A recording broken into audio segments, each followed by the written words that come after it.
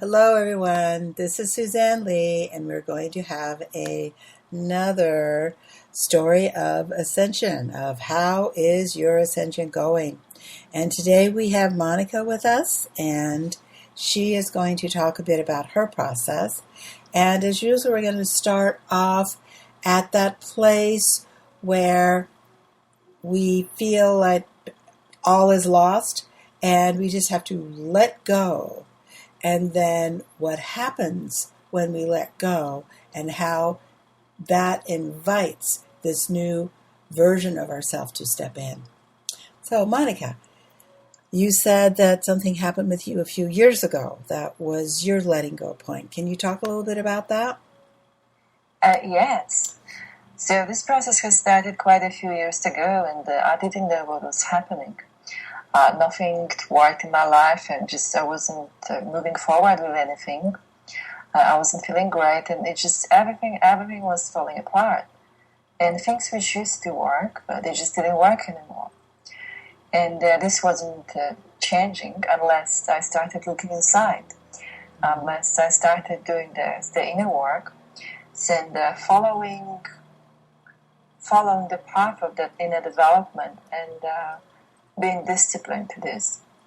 So thanks to that, I have learned about myself, about what serves me, what doesn't serve me.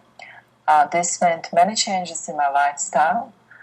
This meant lots of healing, lots of transformation, lots of learning, and developing different skills. Would you like to talk a little bit about the changes that you made in your lifestyle? Because this is something that many of us will be doing. I mean, if it's not too personal. No, absolutely.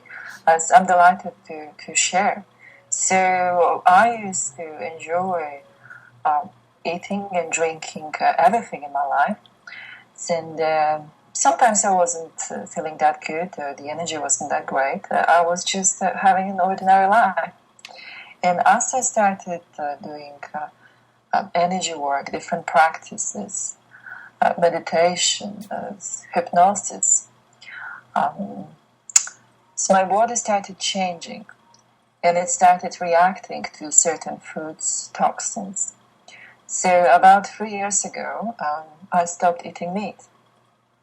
And then I had it from time to time, and I just would feel that I feel terrible after that. Just something happens. I either get anxious or just terribly tired, like the colors around would change. So the body was giving me signs, this is no. Then I could have meat occasionally when it was very organic and pure, and that was fine. But eventually I stopped. Then I still had fish for a long time, and after a while that has changed. So then I stopped eating fish, and after that I was eating cheese, milk, and other dairy products, and that was fine. And then at some point my body started telling me, no, that's not good anymore.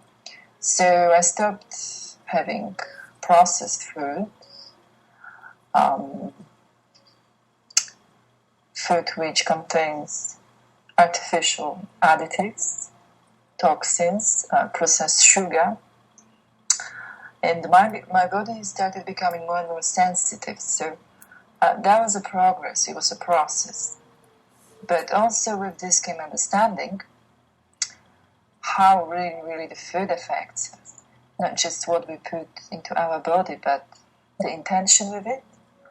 Also where the food comes from, how it's treated, the structure of it.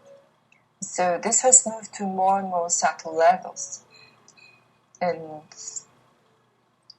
this still depends on what I'm working at the current point. Yes, can we talk a little bit about that?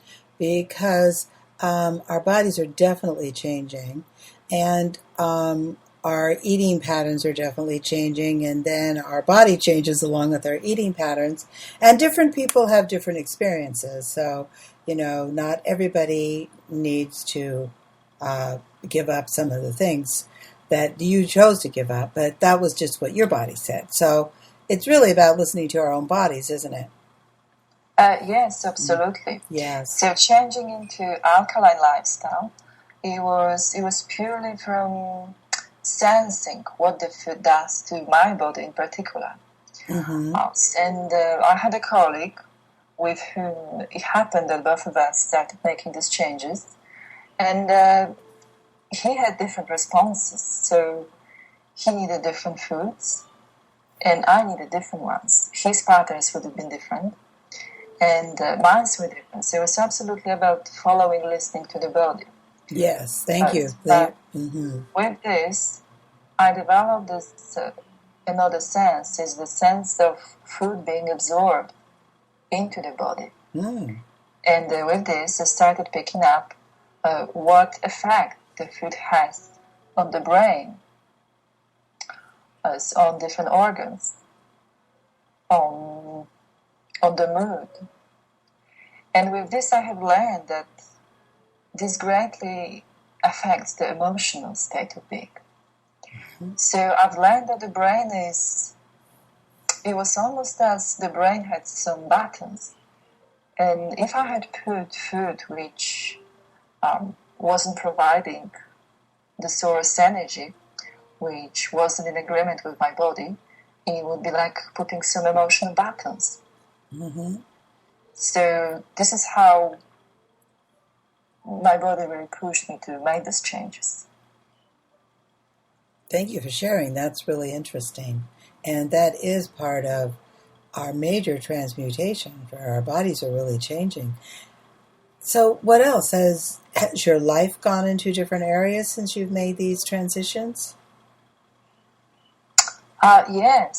So the lifestyle, changes in the lifestyle, it's not just about food, it's also about the importance of exercise, about the water, and where it comes from, what it contains.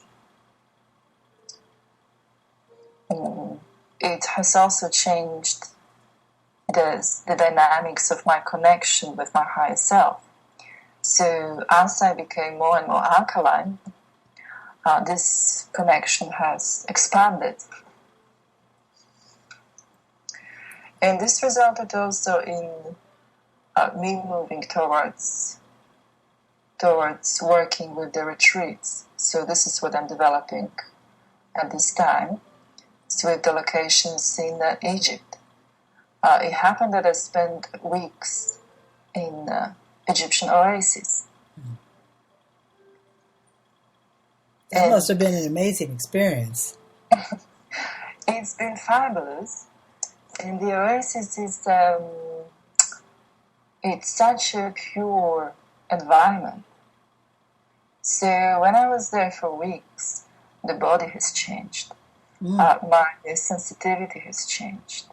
The food there was pure. The air was pure. The water was natural and from the springs. So after weeks there, I was able to experience myself differently.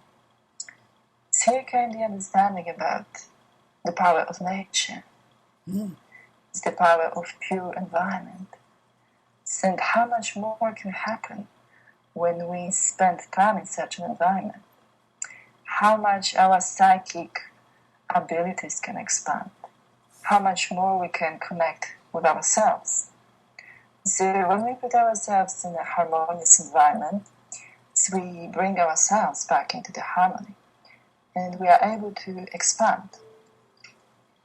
And how do you think that we could help to create that environment for wherever we are?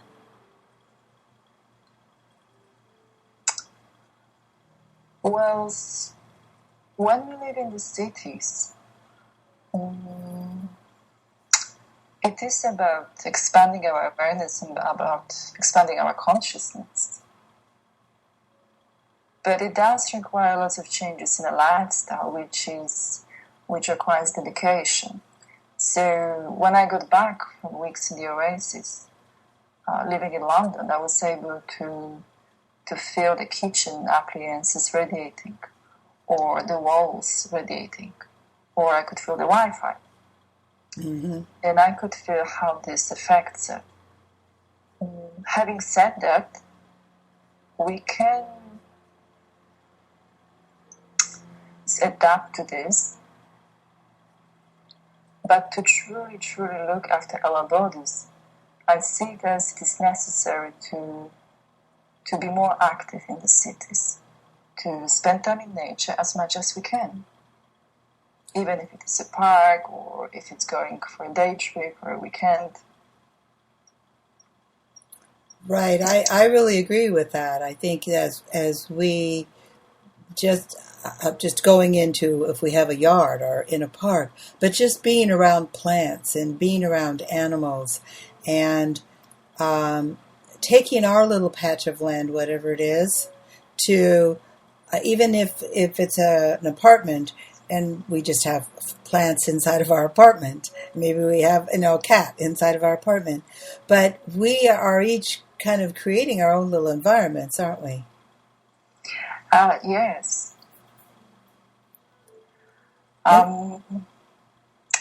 Yes, but also in the cities, it's important. I see it as it's to develop the connection with others and to build bonds, connections, and structures with others.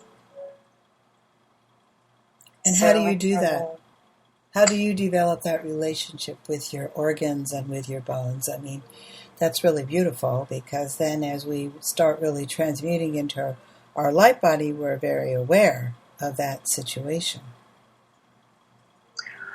So also in the city, I see it as some of the super supplements are of a great support. So the superfoods are it's very good to help us in this environment. Mm-hmm. Wherever we are, it's the love and care that we give to anything. But also we have the mental capacity to transmute, to transform, to energize anything around us. That's wonderful. Could you share a little bit more about how you transmute and transform what's around you? So we can do it by connecting with our higher selves and raising the state of the consciousness in which we know, so we can affect everything around us. It's by bringing more light, and it's by working with sacred geometry. It's by using the intention. It's by knowing that we can be the portal of light, bringing the light here and expanding this light to everything around us. Could you give us an example of how you do what you say? Maybe a little bit about how you use your words and whatever rituals you might do, because some people might be really interested in ways that other people have discovered. This is something I would say, when we raise our consciousness to higher frequency, to higher state of awareness, this is our natural ability. We naturally know how to do it. That's when we reach this level of intention. So I see it as raising our frequency, and of course the power of intentions. We can do different rituals, different expressions of care. It's about approaching anything we do about having more thoughtful approach. So before we start something, we think about it, we hold and we set an intention. What do we intend to do? So, an example, when I have a meal, I hold for a while and so I communicate with the food. So I set an intention, what I want this food to do. I send the gratitude and I communicate how I would like it to nourish within myself. And I imagine this food traveling through my body and turning into light. Wow, that's a wonderful image. Thank you. That's great. And also blessing food when preparing meals, preparing them with care and love. Mm-hmm. And we can use geometrical symbols and structures to bring its structure to harmonious states. And how do you do that? Is there certain images that you use that you could pass on verbally? That might be difficult, but... I'm not sure if I can describe the structures and the images, but we can... I would say to look into sacred geometry and the different harmonious structures. So I imagine the structure being projected from my third eye. Then I place this structure onto the meal, onto the food, onto the water, onto the drink. Then I imagine that this becomes this harmonious structure. The flower of life is a good example here. But we can imagine many harmonious structures. Oh, that's wonderful. Also, I'm sure you fill that structure with unconditional love and maybe violet fire or something like that, right? Yes, of course. Yeah. And what else would you like to share with, have you changed your job or location or friends, or have other things happened in your life that you know that is a part of your ascension process, and so therefore you have allowed yourself to move into that direction? Yes. It meant letting go of most of the people I knew, and the new people came to my life, mm-hmm. and we've been evolving together. And every so often there are new people coming into my life, and I could see how it served the purpose. So when we evolve together, we all move at the same speed. Then when we have others around us, and they don't necessarily do that or resist the change, this will mean that our holograms are changing, since they're not matching. And I see it as it serves a purpose to strengthen for the time until we are strong enough to help them if they choose to come back into our lives. That's a beautiful thing. Can you talk a little bit about how our holograms are changing? Because that's very interesting for people to hear. Well, I see it as there are different holograms of different realities, different versions of ourselves. So when we are on different levels of consciousness, the different people around us, they create for us, and we create for them. So we are powerful creators, but others create for us as well. That's a really interesting point. Can you talk a little bit about that, about how the others create for us as well? That's very interesting. Well, it's actually very powerful. It can be very subtle, but also very powerful. So first, the very important is the belief. If others believe in us, in our success, they will help us to succeed. And it's the same with us. If we believe in ourselves and in others, the belief is very, very powerful. The belief creates our reality. When we believe in someone, we give them this injection of energy, this power, this direction. And same for others. So if we have a relationship and let's say someone doesn't believe in us or we don't believe in them, well, how can we manifest it? Mm-hmm. We create our reality, and on some level, we don't believe in something, then it's a disbelief that will stop this from manifesting. Yes, so then we have to make sure that our beliefs are clear, and we have to really go inside and see if we have any stop signs inside of ourselves, or if there are other people that can assist us with their faith in us, or other people that might be actually working against us. Yes, and often they're not even aware of that. Yes. This takes me back to the experience when I spent lots of time in the desert, when I was by myself. By having this time by myself, I was able to experience the freedom. So others around us, when they hold lots of limitations and limiting beliefs, especially when we are sensitive, thus we can take on those beliefs.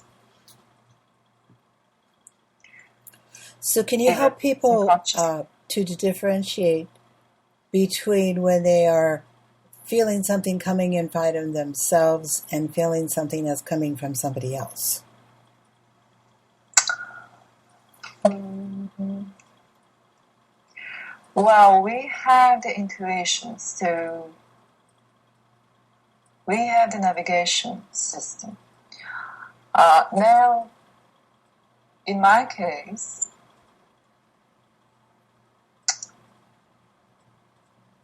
well, it's actually not that easy to recognize this difference.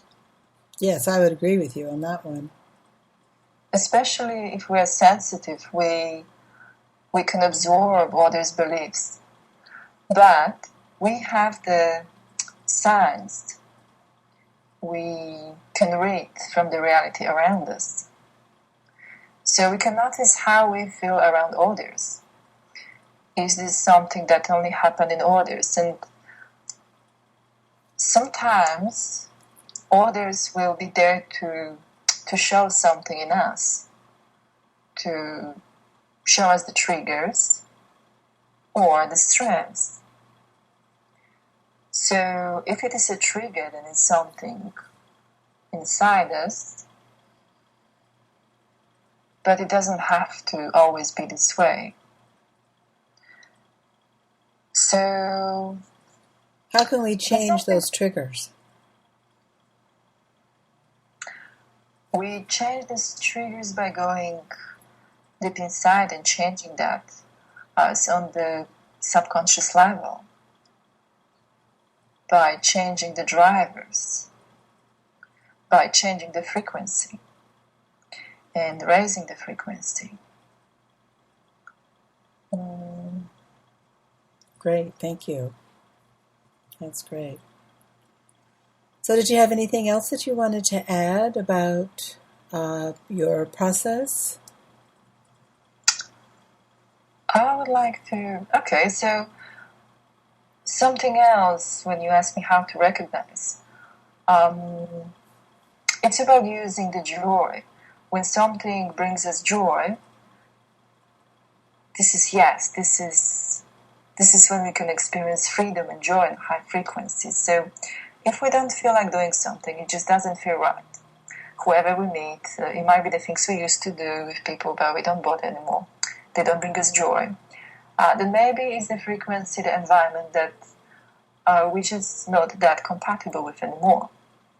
And if something feels joy, it might be something new, we have no idea about it. It's something, just an opportunity that came out. But it feels like we just feel joy at it. We don't know how it's going to be. But if you feel joy, then that's a sign that yes, that's going to be great. This is what I use. Yes, joy is a great marker, isn't it? And then if we feel fear, that would be a no, right? Yes. Mm-hmm. Fear or just being uncomfortable. Uh-huh. Yes, it's just something that it just doesn't resonate with us. It feels like, oh, I don't want to do it. I just really don't want to do it. Why don't I do it? And so that takes a lot of courage. So can you tell people, help them somehow, how you found the courage to be able to say no when it didn't feel right? Yes, it was a process. I was learning to say it, and by having this experience and not enjoying it, I was like, well, I didn't feel like, and I said yes, and that was a crap experience. And I decided, no, I want to have an amazing experience. If I'm not strong enough to bring joy at this point to them, there's, I would rather be doing something else. So I'm not really serving them by being here. And I can use my consciousness somewhere else. I can do something different. So that's been a process. And then I've learned kind ways how to be myself and be okay with that, how to just excuse myself from the situations in which I don't want to stay. So the very important is not to engage in a conflict, not to lower our consciousness with that. And we need to allow others to evolve at their own pace. We're not here to change anyone. We're here to allow them. So I found my ways how I can express it and know that it's okay to say, actually, I feel like doing something on my own. I feel like I would like to have a walk. Excuse me. Do you mind if I feel like having a walk by myself. Mm-hmm. Yes, that's wonderful, and that we have this choice, and this is what I hear you saying a lot, that we have a choice, and sometimes we forget that. We get busy in our life, and we forget that we have a choice, and we could say no, thank you, or yes, and our bodies will tell us which ones to say, right? Yes, absolutely. We always have a choice. Yes. That's great. We always have a choice. In this reality, we have so many things tell us to do this, that, or wanting our attention. But what about our choice? Mm-hmm. Our own choice deep inside. What about what we want? Yes, because we are important. Each and every one of us is very important. And when we know that we're important, then we begin to make those choices, don't we? Yes.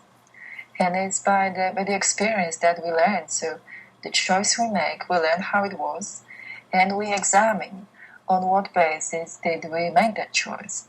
What was our intention? Was it an empowered decision?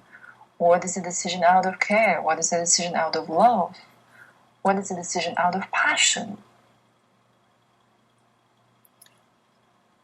Then as we are very aware of our own decision-making process, it really puts us in the driver's seats of our own lives, doesn't it? Yes, absolutely. Mm-hmm. So this is part of becoming more and more aware how we engage, how we communicate. It's how we make that choice and what it is like to be in that driving seat. And it's absolutely worth it. Because when we get more and more to that, we expand ourselves.